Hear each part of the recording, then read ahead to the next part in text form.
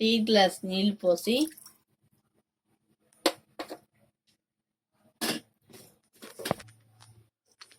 అందులోకి 2.5 గ్లాసు బెల్లాన్ని తీసుకొని వేయాలి ప్యాన్లో.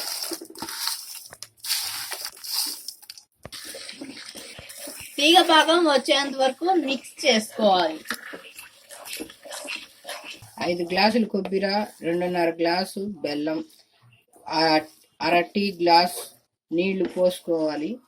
బెల్లం కరిగి తీగ పాకం వచ్చేంత వరకు ఉంచి అందులో కొబ్బరి వేసుకొని ముద్దగా అయ్యేంత వరకు కలుపుకొని అవతల దించుకోవాలి.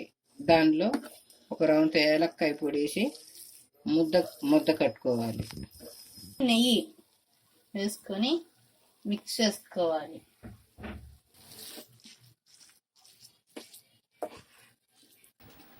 చేసుకున్న మిశ్రమాన్ని ఉండలుగా కట్టుకోవాలి.